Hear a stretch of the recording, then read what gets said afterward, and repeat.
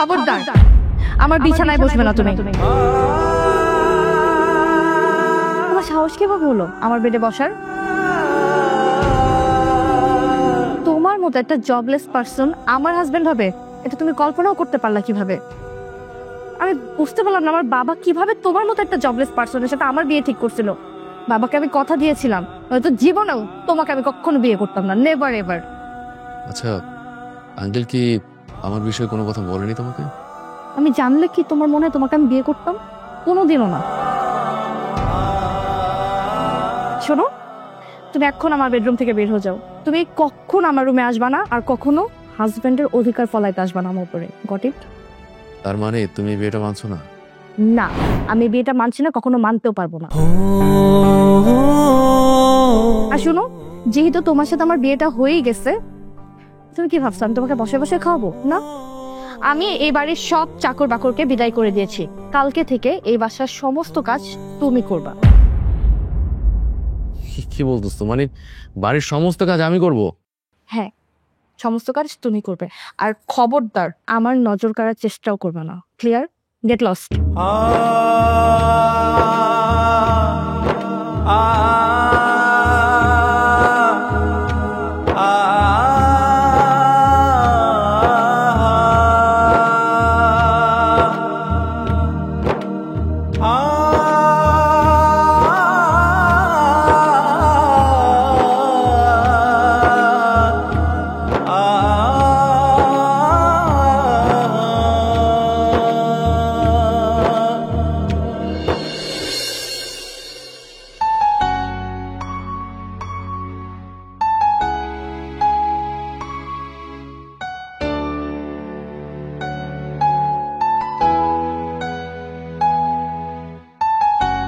কিরে, সে কোথায়? কি জানি কই আছে, কে জানে। ঠিক মতো বুঝিয়েছিলে তো? হ্যাঁ মা, কালকে রাতে আমি ওকে উচিত শিক্ষা দিয়েছি, কিন্তু একটা কথা আমি কিছুতেই মেলাতে পারছি না। বাবা কি করে ওর মতো একটা অপদার্থের সাথে আমার বিয়ে ঠিক করলো? না আছে ক্লাস, না আছে টাকা পয়সা। আরে আমি তো তাই ভাবছি, তোর বাবা যে কার সাথে কি মিলালো আমার মাথায় কিচ্ছু আসছে না। মা কি জানো নাম? রোহান। হ্যাঁ রোহান। রোহান, আই রোহান। আমাকে দেখেছো? ওরে বাবা রে বাবা, উত্তম কুমারের সিনেমা ফেল মারবি। কি সুন্দর রোমান্টিক ডায়লগ। আমায় ডেকেছ? আই শোন, খবরদার আমার মেয়ের ধারে কাছে আসবি না। কি ভেবেছিলি তুই আমার মেয়ে তোকে গলার মালা বানাবে? জীবনেও না। তুই তো হচ্ছিস একটা আগাছা। তোর মতো আগাছাকে উপড়ে ফেলা উচিত, নইলে কেটে ফেলা উচিত।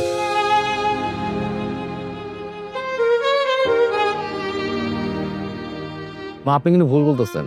আসলে আপনি কি জানেন যে একটা আগাছা গাছে কতটা ভালোবাসে? আপনি কখনো দেখেছেন যে একটা আগাছা গাছে কতটা জড়িয়ে ধরে রাখে? তার ভাঙন দেখেছেন? দেখেননি। যদি ভাঙন দেখতেন তাহলে অবশ্যই বুঝতে পারতেন। আসলে একটা আগাছা গাছ থেকে ছড়ানোটা খুবই কষ্টকর। ওরে বাবা, তোর বাবা তো দেখছে একটা উদ্ভিদ বিজ্ঞানী ধরে নিয়ে আসছে। মারে মা, কথাটা কি বললো শুনলি?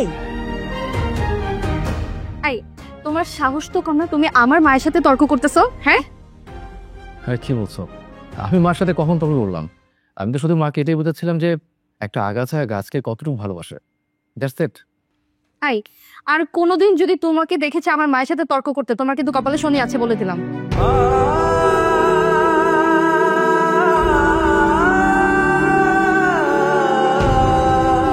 শোনো, তুমি আমার মেয়ের নাম পরিমাণে জামাই, কথাটা তুমি মনে রেখো।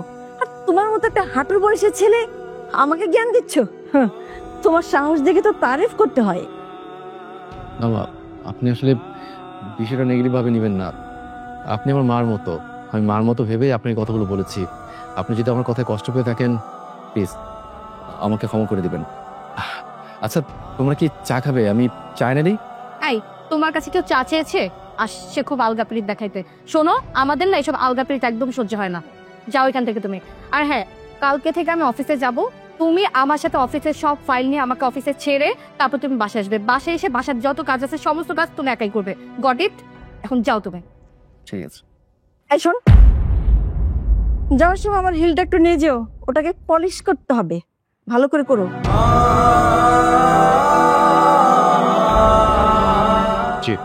ঠিক আছে। যাও।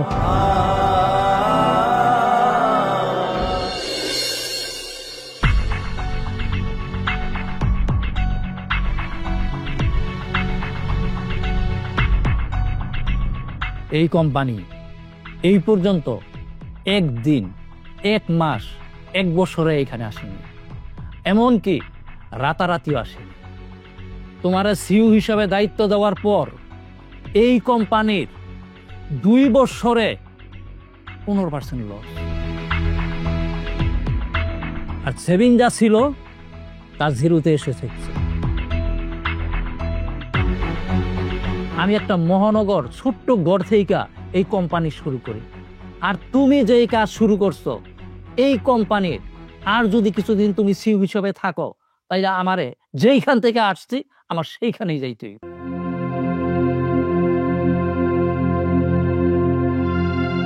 বাবা, তুমি বিশ্বাস করো, আমি আমার সর্বোচ্চ চেষ্টা করতেছি এই কোম্পানিকে গ্রো করার জন্য, কিন্তু কিভাবে যে কি হচ্ছে আমি নিজেই বুঝতে পারতেছি না।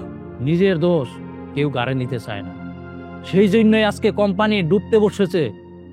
এই জন্য সমস্ত দায়ভার তোমার এই নিতে হইবে। বাবা, আমার দোষটা কোথায়? তা আমি জানি না, এই কোম্পানিটা শুরু করছিলাম আমি, সমস্ত দায় দায়িত্ব ছিল তোমার বড় ভাইয়ের।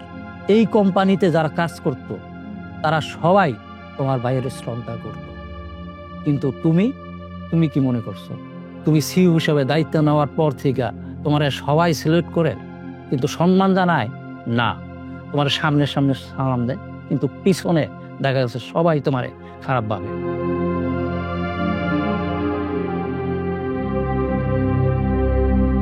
বাবা, আমি কোম্পানির সিইও, তারা আমাকে সম্মান করবে না?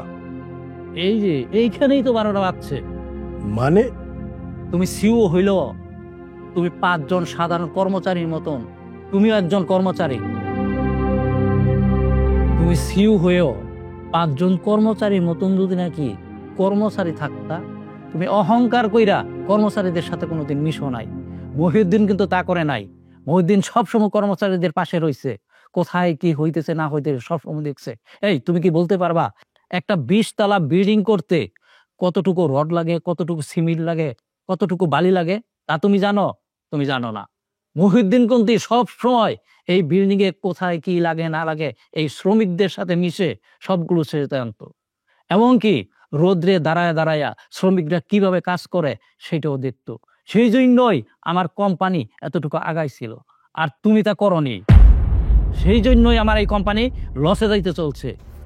এখন আমি চিন্তা ভাবনা করে দেখছি, এইখানে এই চেয়ারে একজন লোককে বসাইলে নিশ্চিত সে আমার এই কোম্পানির লস ফিরাই আনতে পারবে। বাবা, কি সে?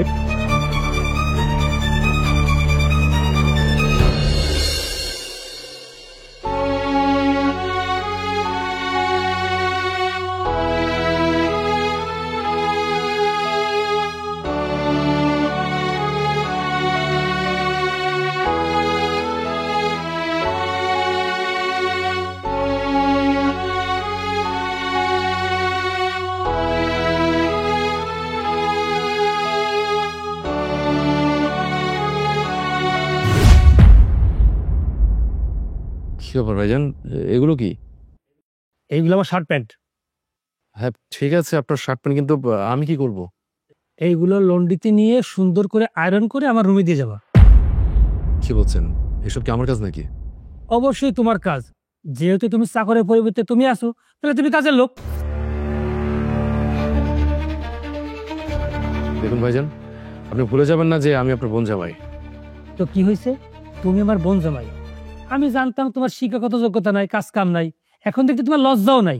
তুমি লজ্জা থাকলে তুমি এই মুখে কথাটা বলতে পারতে না। লজ্জার কথা বলছেন? লজ্জা তো তার হওয়া উচিত যে কিনা নিজের সুস্থ থাকা অবস্থায় অন্যজনকে দিয়ে কাজ করায়। লজ্জা তো তার হওয়া উচিত যে কিনা নিজের কাজগুলো ঠিক মতো করে না। আর লজ্জা তারই হওয়া উচিত যে কিনা নিজে ঘরে বসে থেকে, সুস্থ সবল থেকেও, নিজের ছোট বোনকে অফিসে পাঠিয়ে তার টাকা ইনকাম করে নিয়ে আসে, সেই টাকা সে বসে বসে খায়। আমার লজ্জা করবে?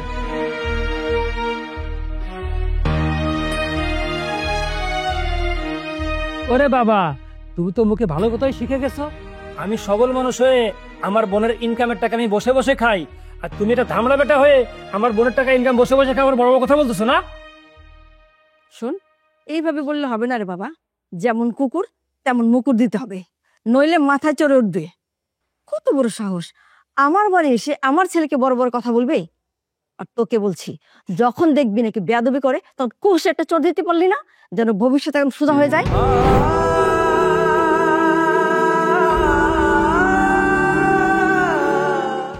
না না মা, আপনি ভুল বুঝতেছেন। আসলে আমি তো ভাইয়াকে ওনার ভুলটা ধরে দিচ্ছিলাম। আসলে আমি তো ওনার বোন জামাই, আমার তো একটা দায়িত্ব আছে, তাই না? কি বোন জামাই? এই, তোমার লজ্জা করলো না এই কথাটা বলতে? কিন্তু মা, আমি বলতে চাচ্ছিলাম। আমি তোমার কথা শুনতে চাচ্ছি না, তুমি আমার কথা শোনো। ফার্দার আমার এবং আমার ছেলের মাঝে কোনো কথা বলতে এলে তোমার কপালে দুর্গতি আছে। যাও এখন।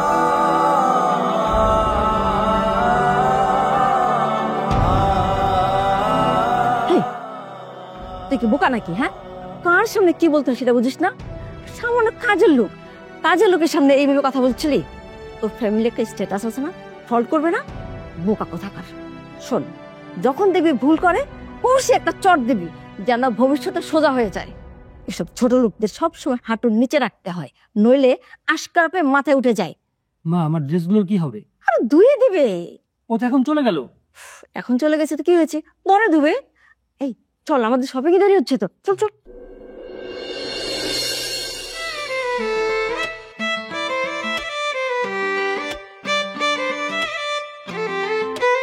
Hello Rocky, sorry for me. আসলে How's it, Chad?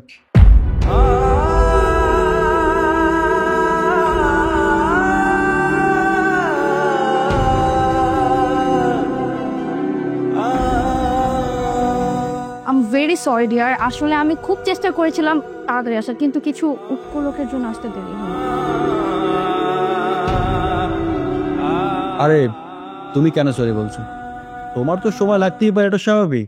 তাছাড়া তুমি যে সুন্দরী, রূপসী, আর রূপসীদের একটু সাজগোজ করতে লেট হতেই পারে। আরে না না, এতটাও বলো না। আমি কি বা এমন, সাধারণ একজন নারী মাত্র। আমি এই সাধারণ মানুষটাকেই তো অসাধারণ করার জন্য সেই সকাল থেকে ওয়েট করছি। আচ্ছা, তাই নাকি? কিরকম?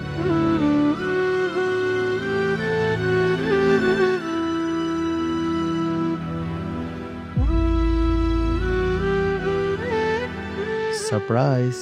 এটা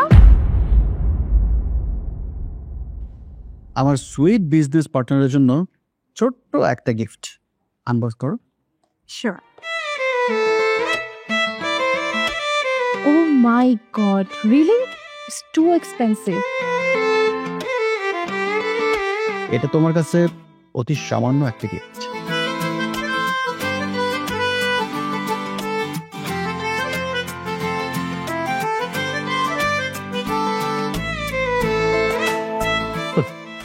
একটা ডুপ্লিকেট নেকলেস দিয়ে too expensive. Excuse me, who are you man? আপনি যাকে ডুপ্লিকেট নেকলেস দিয়ে ইমপ্রেস করার চেষ্টা করছেন, আর যে নকলটাকে আসল ভাবে ইমপ্রেস হচ্ছে, আমি তার স্বামী। হোয়াট? আপনি সত্যি বলছেন? হ্যাঁ, এটা সত্যি। আলিয়া, তুমি তো আমাকে বলেছিলে তোমার হাজবেন্ড বাইরে বিজনেস করে। ইনি কি বলছে সব? তোমাকে মাঝখানে কথা বলতে কে বলেছে, রাস্কেল? তাহলে তুমি বুঝতেছো না, এই লোকটা তোমাকে যতটা দেখে পড়ানোর চেষ্টা করতেছে, আসলে এটা অতটা দামি না। আমি তোমার কাছ থেকে কিছু শুনতে চেয়েছি? আলিয়া, আমি তোমার হাজবেন্ড। তোমার যদি কোনো কিছু চাওয়ার থাকে, তুমি আমার কাছে চাইতে পারো, আর এটা হওয়া স্বাভাবিক। আমি চাই না যে পরপুরুষ তোমাকে টাচ করুক, তোমাকে ইমপ্রেস করার চেষ্টা করুক।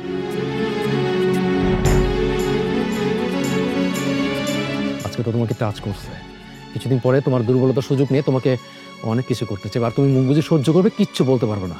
কেন জানো? কারণ সবকিছু তুমি প্রশ্রয় দিছো। Jam man.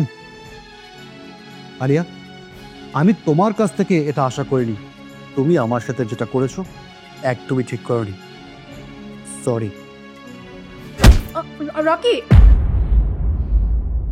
স্টুপিড! তুমি কি জানো উনি কে? হ্যাঁ, উনি আমার কোম্পানির বিজনেস পার্টনার।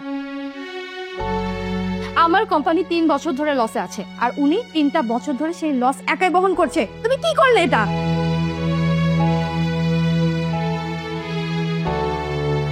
আমার কি মনে হয় জানো, যে আল্লাহর উপর আর তোমার ভাগ্যের উপর তোমার বিশ্বাস উঠে গেছে, এই জন্য তুমি এই সমস্ত কথা বলতেছো। উনি হচ্ছে উত্তম পরিকল্পনাকারী, উনি যা করে আমাদের সবার ভালোর জন্যই করে। তুমি আল্লাহর উপর বিশ্বাস রাখো, দেখবা তোমাকে এর চেয়ে বেটার কিছু দিচ্ছে। আর সবার আগে তোমার নিজের উপর বিশ্বাস রাখতে হবে, নিজেকে পবিত্র রাখতে হবে। আর তুমি যদি আল্লাহর উপর ভরসা হারিয়ে ফেলো, তাহলে তোমার সুখ হবে ক্ষণস্থায়ী।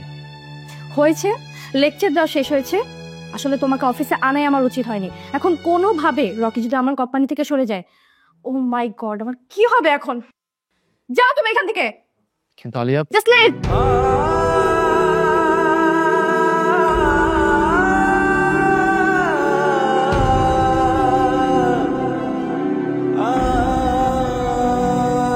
আমি কি রকিকে এখন একটা ফোন দিব?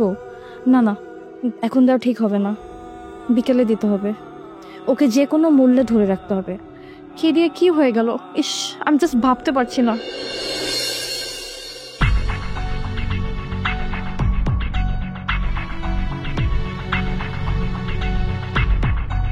ও হিরো,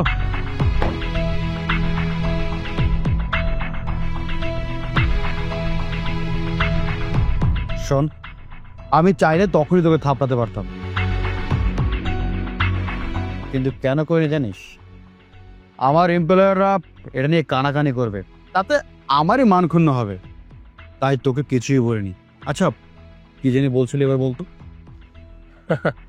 আসলে আপনাকে আমি যতটা স্মার্ট ভেবেছিলাম, আপনি আসলে ততটা স্মার্ট না। মানে আমি আপনার মতো গাধা লোক না এই পৃথিবীতে আর একজনও দেখিনি। শোন, মার তো তুই এমনিতেও খাবি, আর এখন যদি এমন কিছু বলিস না, তাতে তো এই হাত পা কিছুই থাকবে না। মিস্টার রকি সাহেব, আপনি শুধু শুধু মাথা গরম করতেছেন।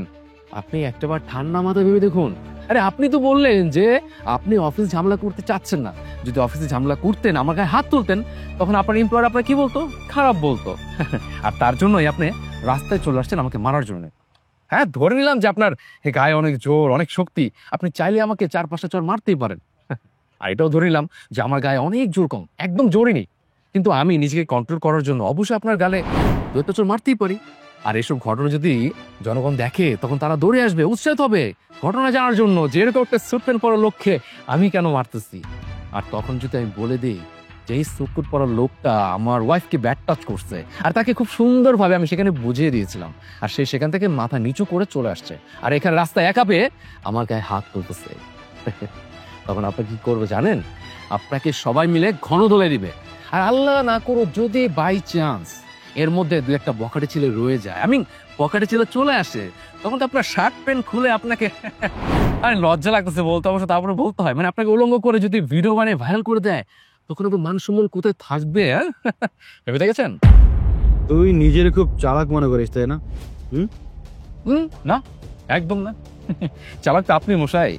আপনি আকিজ জুয়েলার্সের একটা এক্সপেন্সিভ গহনার ডিজাইন দেখে সেম কপিটা আউটডোর থেকে কিনে এনে আমার ওয়াইফকে গিফট করতে চেয়েছিলেন, তাকে ইমপ্রেস করার চেষ্টা করছিলেন, তাই তো?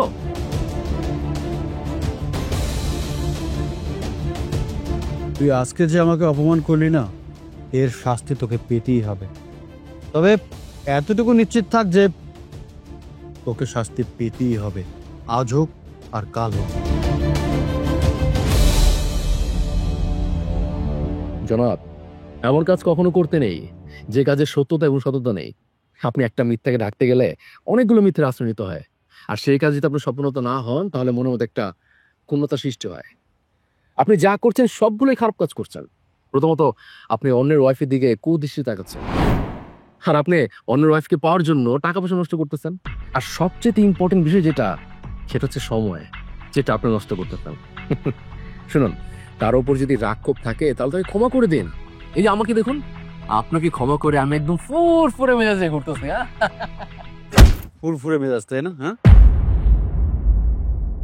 তোর ফুরফুরে মেজাজ। ও হ্যালো মিস্টার, কলটা ছাড়ুন। আর ছাড়ুন না, আর স্ত্রী খারাপ হচ্ছে না? কি ভাবছেন? কি ভাবছেন আপনার হাত উঠছে? আমার এই হাতটা যদি ওঠে না, আপনার যে কি অবস্থা হবে সেটা কল্পনা করতে পারবেন না।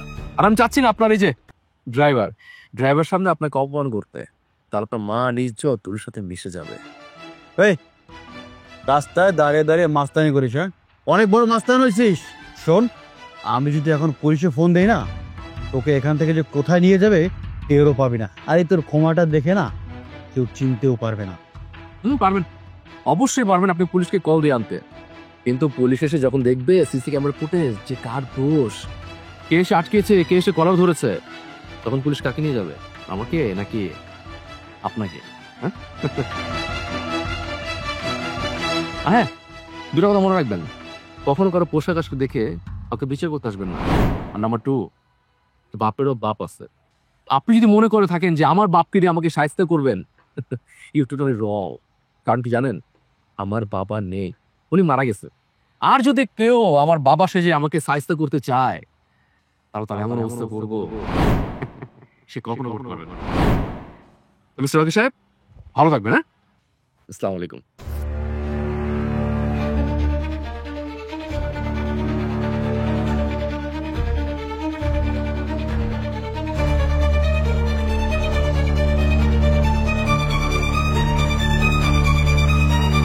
তোর কপালে যে খারাপই আছে এটা তুই খুব ভালো করে টের পাবি।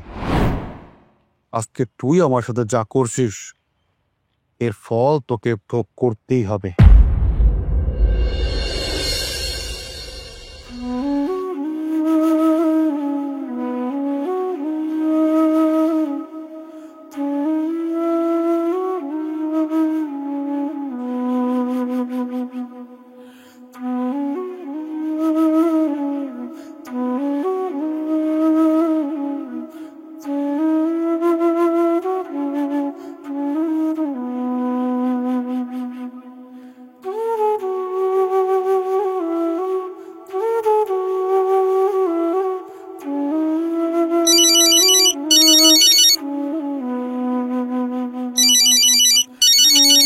এইটা আবার কে?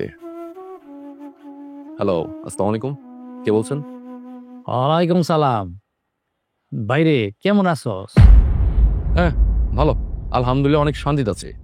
থাকেন, আল্লাহ। বাইরে ও ভাই, তুই ফোনটা কাটিস না, কথা শোন। ভাই আমি কি বলতে চাই সেটা শোন।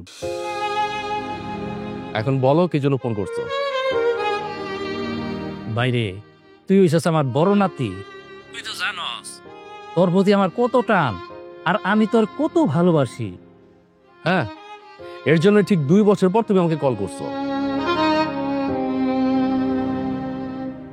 বাইরে এই 2 বছরে আমি তোর অনেক মিস করছি, তোর সাথে ফোনে কথা বলার চেষ্টা করছি।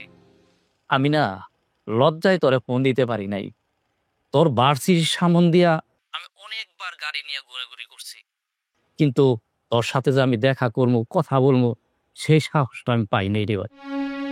এখন কি মনে করে আমাকে ফোন করেছো সেটা জানতে পারি? বাইরে আমি জানি তুই আমার উপর অনেক অভিমান করে আসস, আর অভিমান করে থাকাটাই স্বাভাবিক। বাইরে আমার শরীরটা ভালো না, আমি কোন দিন চলে যাই, তাই আমরা সবাই মেলা চাইছি আগের মতো একসাথে থাকতে। কোন অধিকারে? আমি ওই বাড়িতে কোন অধিকারে যাব? আর তুমি আমাকে কোন পরিচয় রাখবে ওই বাড়িতে? বাইরে আমরা তোর সাথে অনেক অন্যায় করছি, অবিচার করছি। তুই এক কাজ কর, সব কিছু ভুলে গিয়া তুই আমার সাথে একবার দেখা কর। একটা বিষয় পরিষ্কার, তুমি হঠাৎ করে আমাকে আদর দেখাচ্ছ, সোহাগ দেখাচ্ছ, মানে আমার উপর তোমার বড় দুতলায় বসছে, মানে এটার পিছনে বড় কোনো কারণ লুকায় আছে, এটা নিশ্চিত। না রে ভাই না, এইখানে আমার কোনো স্বার্থ নাই, শুধু তুই আমার সাথে একটাবার দেখা কর। আয় ভাই আয়।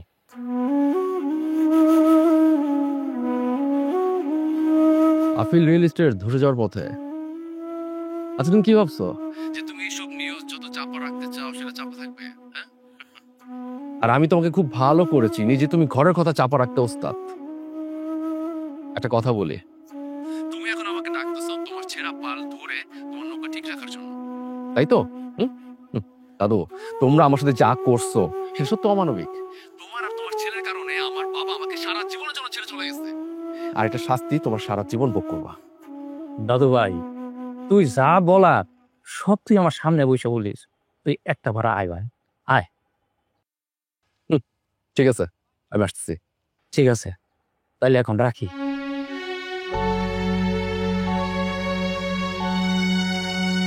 দাদুর তো কোনো বিশাল পরিকল্পনা আছে, এটা পরিষ্কার। কিন্তু কথা হচ্ছে পরিকল্পনাটা কি? 2 বছর পর আমাকে ফোন করেছে, অসম্ভব বিপদে পড়েছে এটা সুনিশ্চিত। কিন্তু রিপোর্টটা কি? খুব সাবধানে এগোতে হবে। এটা হতে পারে তারা বাঁচতে চাইছে, নয়তোবা আমাকে মারতে চাইছে। আচ্ছা বাবা, তুমি কি ভাবতেছো? আমি যেটা ভাবতেছি তুই কিছুক্ষণ পরে দেখতে পারবি। মেয়ে গামিন, দাদু ভাই আসো আসো আসো। দাদু ভাই তুমি এইখানে বসো। দাদু ভাই শেষ পর্যন্ত আসলে, হ্যাঁ আলহামদুলিল্লাহ। তুমি আসাতে দাদু ভাই আমি যে কি খুশি হয়েছি এইটা তোমার বুঝাইতে পারবো না। দাদু ভাই, আমি মাস্টার্সে ল করেছি। মানুষের চোখের ভাষা বিশ্বাস করি, মুখের ভাষা না। মানুষ মুখ দিয়ে মিথ্যে কথা বলতে পারলেও চোখ দিয়ে কিন্তু মিথ্যে কথা বলতে পারে না। আমি জানি যে আমি এখানে এসেছি বলে তুমি খুব খুশি হয়েছো, কিন্তু এটা আমার প্রতি তোমার কোনো ভালোবাসা না। এটা হচ্ছে তোমার মনের স্বস্তি। আর তোমার মনে এটা ওই স্বস্তি এসেছে যে তুমি ভাবতেছো যে আমি তোমার ছেঁড়া পাল্টা ধরবো, তাই না? দাদু ভাই সত্যিটা আমি আসলেই বলতে চাই, তুমি আমার কোম্পানি হালদা ধরো, মান সম্মান বাঁচাও। জানতাম এমন কিছুই বলবা, কারণ এই মুহূর্তে তোমাদের যদি কেউ বাঁচাতে পারে তাহলে সেটা একমাত্র আমি। কি দাদু কি ভাবছো? না, ভাবছি যে তোমাদের কোম্পানির যে অবস্থা আমাকে অ্যাফোর্ড করতে পারবে কিনা। আমার তো মনে হয় পারবে না। দাদু ভাই এই কোম্পানিতে এখনো যা আছে 2 বছর চলবে। ওকে ঠিক আছে, তাহলে আমার 2টা শর্ত আছে। দাদু ভাই আমি তোমার সব শর্ত মেনে নিব। আরে দাদু ভাই, আগে তো শর্তগুলো শোনো, তারপর মেনে নাও। বলো দাদু ভাই কি তোমার শর্ত? আচ্ছা তাহলে শোনো, শর্ত নম্বর 1, আমার কাজে কেউ বাধা দিতে পারবে না, কেউ কৈফিয়ত চেতে পারবে না। আর হ্যাঁ, আমি যে সিদ্ধান্ত নিব কোম্পানির জন্য সেটা এমডির মাথা পেতে নিতে হবে, বাবা দিতে হবে। নাম্বার 2, আমার একটা কেবিন লাগবে আর একটা চেয়ার, আর কেবিনের বাইরে খুব সুন্দর করে লেখা থাকবে সিইও, মানে এমডি রোহান চৌধুরী। কোম্পানির সিও তো হ্যাঁ দাদু ভাই, আমি খুব ভালো করে জানি যে এই কোম্পানিতে আগে একজন সিও ছিল, কিন্তু সে তো অপারক, সে তো অযোগ্য, সে কোনো কাজই করতে পারেনি। আর তাই সেই সিওকে বরখাস্ত করে নতুন একজন সিওকে আহ্বান জানাতে হবে। এটা হচ্ছে আমার শর্ত। এখন তোমরাই দেখো তোমরা কি করবে কি করবে না। আমার যেটা শর্ত ছিল সেটা আমি তোমাদের সামনে ধরেছি, এই হচ্ছে আমার শর্ত। আচ্ছা, তুমি কি কোম্পানির হাল ধরতে এসছো না প্রতিশোধ নিতে এসেছো? খুব সুন্দর। এতক্ষণ ধরে একটা লোক এসে বসে আছে, তাকে হাই হ্যালো করা তো দূরের কথা। আর আমি কি কোনো সাধারণ লোক? মোটেও না। আমি তোমাদের বংশের লোক, তোমাদের রক্ত। এতক্ষণ তো খুব সুন্দর করে কথা বলছিলে, আর যেই তোমাদের স্বার্থে আঘাত পড়ে গেল তখনই ফোঁস করে উঠলে। এটা হচ্ছে তোমাদের রিয়েল ক্যারেক্টার, আর এই ক্যারেক্টারের জন্য তোমাদের কোম্পানির পতন হয়েছে। যাই হোক, সেসব পুরনো কথা বলে কোনো লাভ নেই, আর সেসব পুরনো কথা আমি উঠতে চাচ্ছি না। এখন তোমরাই ভাবো তোমরা কি করবে। আমার যে প্রস্তাব ছিল সেটা আমি তোমাদের সামনে রেখেছি, এখন ভালো মন্দ তোমাদের দায়িত্ব। তোমরা কি করবে কি করবে না, আমার কি।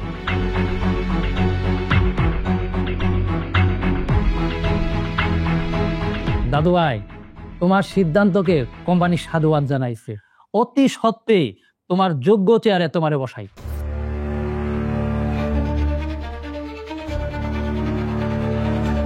দাদু ভাই যা বলছো ভেবেচিন্তে বলছো? আমি যে সিদ্ধান্ত নিছি এটাই খাই না। ঠিক আছে, তাহলে এই ফাইলটার মধ্যে একটা সাইন করে দাও। এটা কি? আমি জানতাম যে তুমি একদিন না একদিন তুমি আমাকে ডাকবে আর এইসব বিষয় নিয়ে আমার সাথে কথা বলবে, আর তাই আমি আগে থেকে একটা ড্রাফট ফাইল রেডি করে রেখেছি। এই যে এতক্ষণ ধরে তোমাদের সাথে আমার যে আলোচনা হয়েছে সবকিছু এখানে লেখা আছে। তুমি জাস্ট এখানে একটা সুন্দর করে সাইন করে একটা কপি তোমার কাছে রেখে দিবে। নাও, টেক ইট, টেক ইট।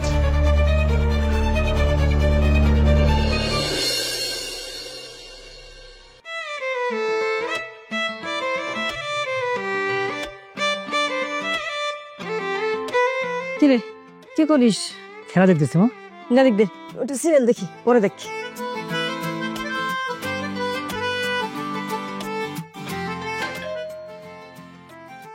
কে এলো দেখতো? তুমি দেখো, যাও। যা না একটু। তুমি যাও তো মা, দাও, তুমি যাও।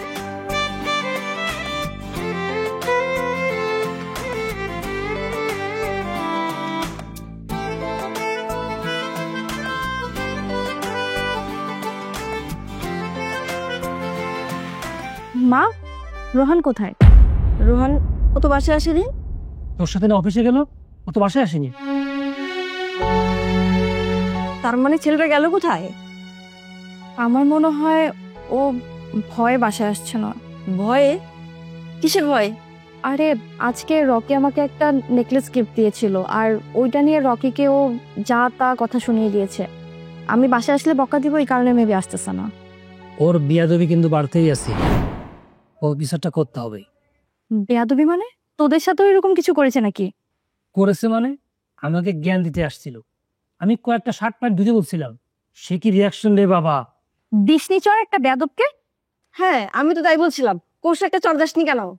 আসুক আজকে বাসায়, তারপর বুঝাচ্ছি ওকে আমি। মা, এবার ওকে একটা উচিত শিক্ষা দিতে হবে। কি শিক্ষা দিবি? আলিয়া, এই জন্য এটা তোমার জন্য, তোমার পছন্দের নেকলেস। খুলে দেখো পছন্দ হয় কিনা। একদম অরিজিনাল। যদি তোমার বিশ্বাস না হয় তাহলে কোনো শপে গিয়ে যাচাই করে দেখতে পারো যে কোনটা আসল আর কোনটা নকল। এটার দাম তো ৭৫,০০০। এটার দাম হচ্ছে ১,৮০,০০০ টাকা।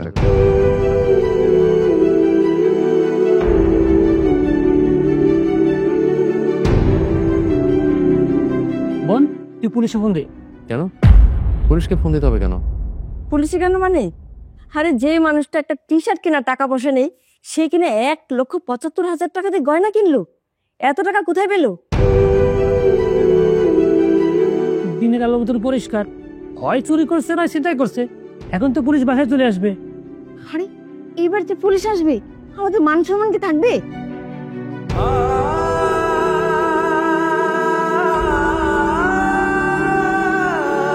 আমি নেকলেসটা আমার পরিশ্রমের টাকা দিয়ে কিনে আনছি, কখনো পুলিশ আসবে না, এতটুকু ভরসা রাখতে পারো।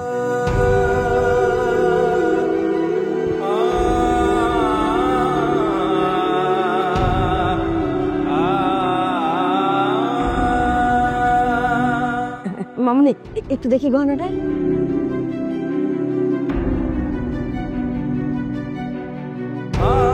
ওরে বাপরে, কি সুন্দর গহনা! সুন্দর বের করবে পুলিশ, আমার কথা তো বিশ্বাস করলে না। যখন তোমার জামাইকে পুলিশ ধরে নিয়ে যাবে তখন ঠিকই বিশ্বাস করবা। মামনি গহনাটা না অনেক সুন্দর, আমি এটা কতদিন ইউজ করি। আর তোমার তো এমন একটা আছে, তুমি গিফট পেয়েছো, ওটা নয় আপাতত পরো। নেই? ঠিক আছে মা। আচ্ছা, থ্যাংক ইউ।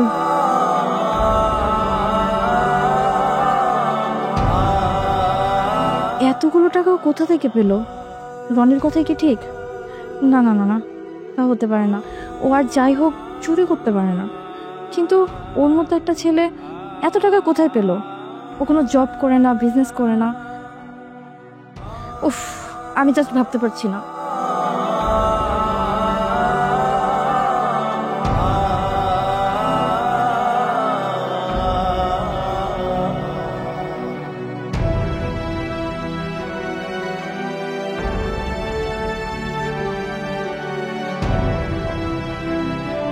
রোহান, তোমার সাথে আমার কিছু কথা ছিল। কিছু বলবে? হ্যাঁ, বসো। বলো, কি বলবে?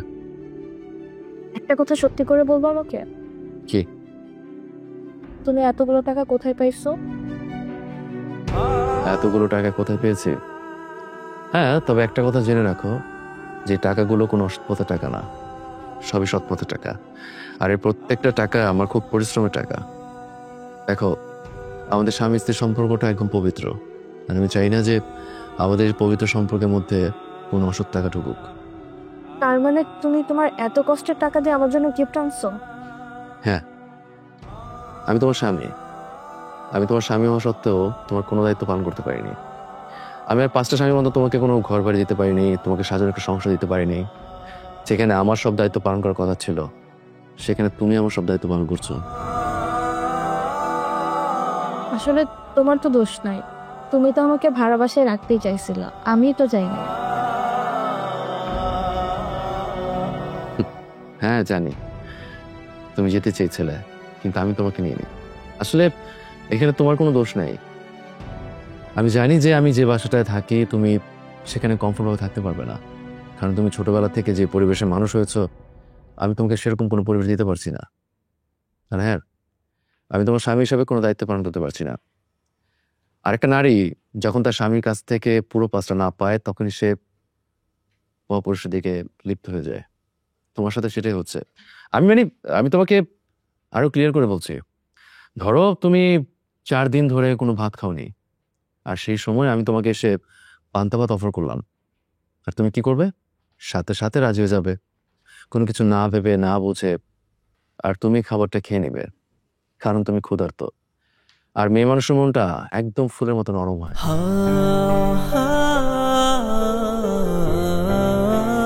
আসলে কি, এই মুহূর্তে তোমার সাথে ঠিক সেটাই করতেছে।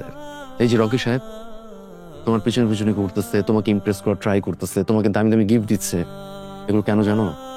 শুধু তোমাকে ইউজ করার জন্য। না হয় বর্তমান সমাজে, বর্তমান সময়ে কেউ কারোর জন্য এত কিছু করে না। আসলে কি জানো, আমি তো পুরুষ মানুষ, তাই আরেকটা পুরুষ মানুষের নজর বলছি, যে একটা মানুষের দিকে কে কি নজরে তাকায়। আমি রকি সাহেবকে যথেষ্ট পরিমাণ বুঝিয়ে দিয়েছি, আশা করি সে তোমার দিকে আর কোনো নজরে তাকাবে না। আর হ্যাঁ, আমি তোমার স্বামী, সেই হিসেবে আমার একটা দায়িত্ব আছে তোমাকে সেফটি দেওয়ার, আর আমি সেটাই করছি। শোনো, তুমি যদি আজকের পর থেকে রকি সাহেবকে কোনো পোস্টার না দাও, তাহলে সে তোমার কোনো ক্ষতি করতে পারবে না। আর একটা কথা সবসময় মনে রাখবে, আমি এমন কিছু করব না যে কাজ করলে তুমি ছোট হও। ট্রাস্ট মি, ভরসা রাখতে পারো। ঠিক আছে, অনেক রাত হয়েছে, ঘুমিয়ে পড়ো। Good night.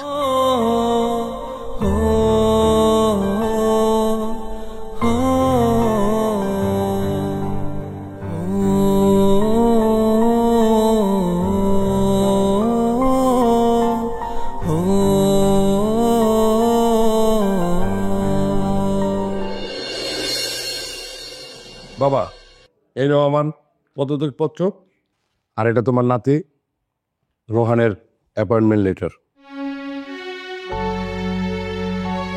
মনে হয় আমি যা করছি এই বিষয়টা তুমি মাইনা নিতে পারতাছো না, তাই না? আচ্ছা বাবা, আমার জায়গায় হলে তুমি কি করতে? আমার মান, ইজ্জত, সম্মান সব ধুলোয় মিশে গেছে। বাবারে, আমি যা করছি এটা আমার তোর মঙ্গলের জন্যই করছি। এই যে বৈশা বৈশা তুই ভাত খাইতেছস, এসিতে আরাম করতেছস, এইটা যদি এইভাবে 6 মাস চলতে থাকে, তাইলে আমাদের গাড়ি বাড়ি যা কিছু আছে সব কিছু বিক্রি করে দিতে হইব। এই কোম্পানি সব কিছু ধ্বংস হয়ে যাইব। তুমি যাই বলো না কেন বাবা, ওর ভাবমূর্তি আমার কিছুতেই পজিটিভ মনে হচ্ছে না। নেগেটিভের কি দেখলি? দেখো, ও যদি আমাদের কোম্পানির ভালোই চাইতো, তাহলে কি করতো? একটা কোম্পানির সাধারণ এমপ্লয়ি জয়েন করতো। তা না করে কি করছে? সরাসরি সিও। হ্যাঁ বাবা, ওর একটা কথা আমার সন্দেহ জন্ম দেয়।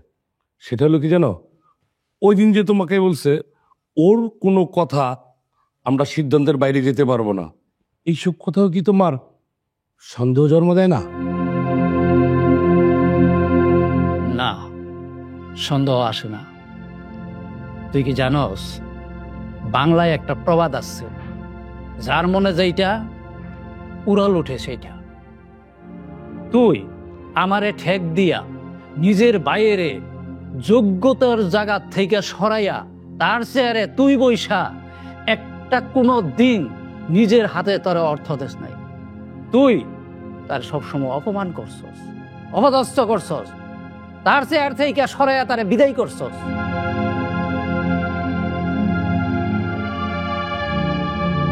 বাবা, তুমি আমার কথা বোঝার চেষ্টা করো। ওই দিন তো তুমি কিছু না বুঝেই কাগজগুলো সিগনেচার করে দিয়েছিল। একটা কাজ করো, আজকে ওইগুলো একটু পড়ে দেখো, ওইগুলোর মধ্যে কি লেখা আছে।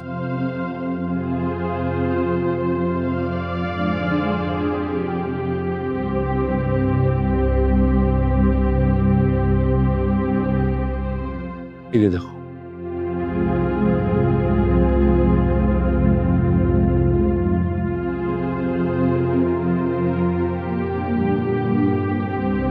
কি বলছিলাম না, ঘাপলা আছে। না রে বাপ, তুই আমি আসলে মানুষ চিনতে ভুল করছি। এই পেপারে স্পষ্ট লেখা আছে আমি এই কোম্পানিতে সিইও হিসাবে জয়েন করলাম, আমার চাচা ম্যানেজারের দায়িত্ব পালন করব। আর যেহেতু আমার দাদা বয়স হয়েছে, বয়সের কারণে আমার দাদা অবসর নিব। আর এই কোম্পানিতে যত শ্রমিক আছে তাদেরকে 12 ঘন্টা ডিউটি বাধ্যতামূলক। আর এই শ্রমিকদের 2 শিফটিতে কাজ করতে হইব, কারণ তাদের বিশ্রামের প্রয়োজন আছে। তাইলে দেখবি এই কোম্পানিতে আবার সফলতা ফিরে আসবে। দূর বাবা, রচনা পড়া বন্ধ করো। আগে দেখো আমাদের প্রপার্টি গুলো ঠিক আছে নাকি, নাইগুলো সব নিয়ে গেছে। রোহনের বাবা কখনো রোহনকে শিক্ষাটা দেয়নি যে কারো সম্পত্তি মেরে ঘর তুলবো। আমার বাবা সবসময় একটা কথা বলতো যে সবসময় সৎ পথে চলবা, হালাল পথে ইনকাম খাওয়া, কারণ হালাল পথে একটা শান্তি লুকিয়ে থাকে। আমি কখনো কারো হক মেরে খাবো না, আর হক মারার চেষ্টাও করি না। একটু আগে আমার কাছে একটা মেল আসে, আর সেই মেলটা দেখেই আমি ডিউটি করতে চলে আসি। রোহান বাবারে, চাচা কিছু বলবে? আমি সম্পত্তির লোভে তোর বাবাকে আর তোকে সবকিছু থেকে বঞ্চিত করছি। দেখ, এইসব থাকবে না, থাকবে কি আপনজনের দোয়া। বাবারে, আজকে তুই আমার চোখটা খুলে দিলি, তুই আমাকে ক্ষমা করে দিস বাবা। চাচা প্লিজ, তুমি এরকম করে কথা বলো না। তুমি তোমার নিজের ভুলটা বুঝতে পেরেছো, এটাই আমার কাছে অনেক। আর আমি চাইবো যে তুমি নেক্সট টাইম এরকম কোনো কিছু করবে না। যাই হোক, আমরা চাইলেই পারি সবকিছু ভুলে নতুন করে শুরু করতে, আমাদের কোম্পানিটা আবার নতুন করে দাঁড় করতে। দাদক শোনো, আজকের পর থেকে তোমার কোনো টেনশন নেই। তুমি শুধু আমাদের কোম্পানির লোকগুলোকে দেখাশোনা করবে, আর যত টেনশন সবকিছু আমার। এই কোম্পানি দাঁড় করানোর জন্য যত কিছু করতে হয় সবকিছু আমি করবো, তুমি সবকিছু আমার উপর ছেড়ে দাও। চাচু চলো, তোমাকে একটা নতুন কোম্পানির সাথে কথা বলি, নতুন একটা কোম্পানি দিই, বুঝতে মিটিং করতে হবে। চলো। আলহামদুলিল্লাহ, আল্লাহ তুমি আমাদের কোম্পানির সমস্ত কিছু আবার ফিরিয়ে দিও। আমিন।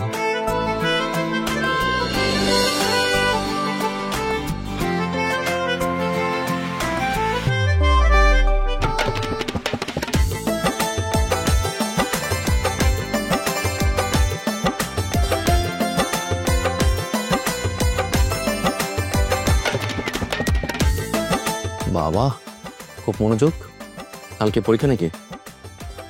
কাজের সময় আমার ইয়ারকে একদম পছন্দ না। ও সরি, আসলে আমার জানা ছিল না। আচ্ছা, আগামীকাল কি আপ্রিল রিলিজ থেকে তোমার কোনো কল এসেছে? আমি দেখা করতে বলেছে? এই জন্যই তো রাত জেগে পোর্টফোলিও করছি। ওয়েট, তুমি কিভাবে জানলো? আমি আরে কি বলছো, এত বড় একটা কোম্পানি, আর ওনাদের কিছু হলে তো পত্রিকায় চলে আসে, তাই না? সেখান থেকে জেনেছি। তাও ঠিক। আগামীকাল কি রকি সাহেব তোমার সাথে যাচ্ছে? হ্যাঁ, কেন যাবে না? ও তো আমার বিজনেস পার্টনার, ওকে ছাড়া কি আমি কোনো মিটিং জয়েন করতে পারি? কেন, তোমার কোনো অসুবিধা আছে? আমার অসুবিধার কথা তুমি ভাবছো? কোনো নিষেধ আছে? না, একদমই না, কোনো নিষেধাজ্ঞা নেই।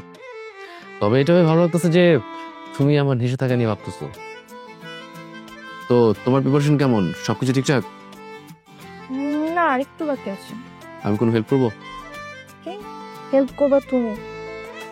হ্যাঁ অবশ্যই করবো। ও ম্যাডাম, তুমি তোমার হাজবেন্ডকে যতটা অপদার্থ মনে করতেছো, আসলে আমি ততটা অপদার্থ না। দাও, এখানে দাও, দেখি। আসলে সিরিয়াসলি দেখি কতটা কি করেছো। আচ্ছা শোনো, আমি তোমাকে যে যে প্রশ্ন করবে তুমি জাস্ট আমাকে অ্যান্সার গুলো দিয়ে যাও, হ্যাঁ? আর আমি যে যে পয়েন্টে অ্যান্সার গুলো বসাবো তুমি ওগুলো ফলো করবে। ওরা কিন্তু কালকে এগুলো নিয়ে আলোচনা করবে, ঠিক আছে? এই প্রশ্নগুলাই করবে, এটা তুমি কিভাবে জানবা? আইডিয়া করে নিলাম। এই দেখো,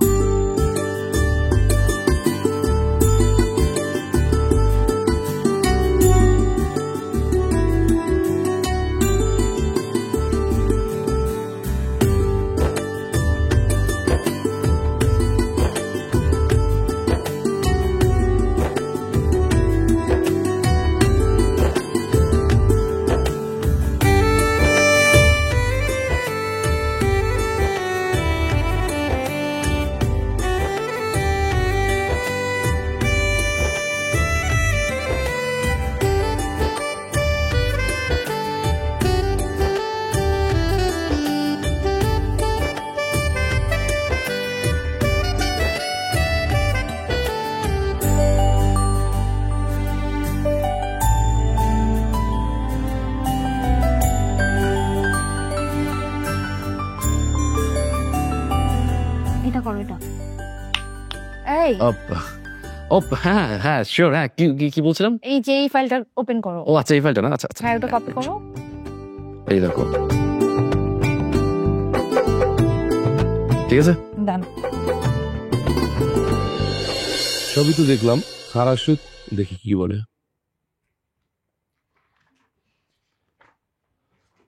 গুড মর্নিং এভরিবডি।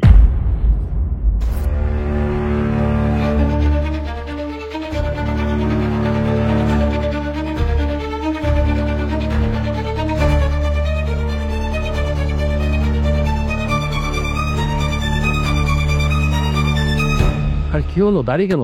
বসুন বসুন, আরে বসুন।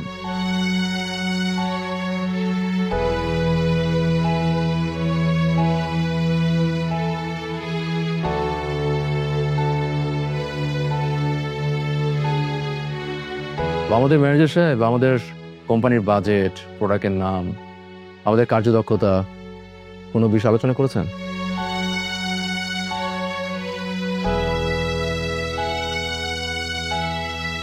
আচ্ছা, আপনারা কি অন্য কিছু ভাবছেন? না, মানে তুমি, মানে আপনি? আমি আমি হচ্ছে রোহান চৌধুরী। নাম তো শুনেছেন নিশ্চয়ই, আফির গ্রুপ অফ ইন্ডাস্ট্রির সিইও।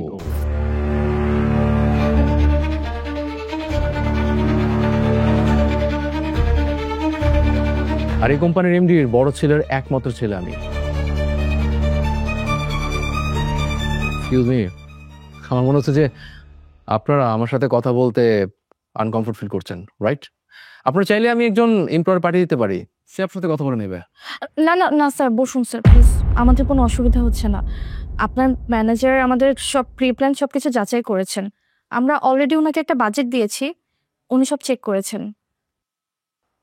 ম্যানেজার সাহেব, কি করা যায় এখন? ওটা কোয়ালিটি ভালো স্যার, একদিকে অন্যদের তুলনায় দামও কম আছে। রমিজ বলুন, আপনি আমার কোম্পানির জন্য কতটা অ্যাডভান্স কাজ করতে পারবেন? স্যার অ্যাকচুয়ালি পারা না পারার তো কোনো বিষয় না স্যার, আমরা চেষ্টা করবো আপনার 100% রিকোয়ারমেন্ট ফুলফিল করার জন্য ইনশাআল্লাহ। ঠিক আছে। আগে সাহেব, তো কি করা যায়? সাইন করবো? নিঃসন্দেহ করে sir.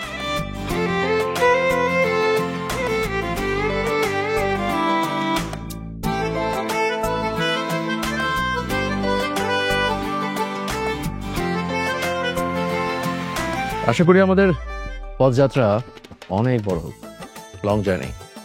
Have a good day. Thank you so much.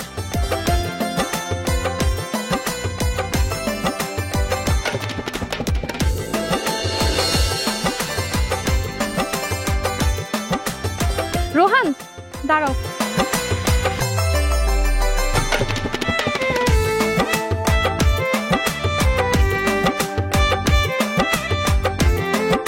আমাকে সব কিছু আগে বলনি কেন? বলিনি, কারণ বলার প্রয়োজন মনে করিনি। আসলে কি জানো, নিজের ঢোল নিজে পিটানো একদম ঠিক না। আবার হাঁটছো যে গাড়ি না নিয়ে? হাঁটলে শরীর স্বাস্থ্য ভালো থাকে। চলো। আচ্ছা, ভাড়া বাড়িতে থাকা হতো কেন? অপচয় করতে পছন্দ করি না তাই। আমার বাবা ছোটবেলায় একটা কথা বলতেন, কখনো অপচয় করবে না। আর এটাও বলতেন যে অপচয়কারীকে আল্লাহ তাআলা একদম পছন্দ করেন না, যে অপচয় করে তাকে আল্লাহ ধ্বংস করে দেয়। আর ওই যে ভাড়া বাড়ির কথা বলছো, আমি ইচ্ছে করে ভাড়া বাড়ি থাকি। আমি চাইলে একটা ফ্ল্যাট কিনতেই পারি। একটা ফ্ল্যাটের দামই বা কত বলো? কিন্তু আমি সেই ফ্ল্যাটের টাকা দিয়ে প্রতি মাসে বিজনেস করে যে টাকা আর্ন করি, মোটামুটি ভালো টাকা ইনকাম হয়ে যায়। সেই জন্য অপচয় করি না। আচ্ছা, একটা জিনিস চাইবো, দেবে? কি? আমাকে আজকে রিক্সায় করে পুরো শহর ঘোরাবে?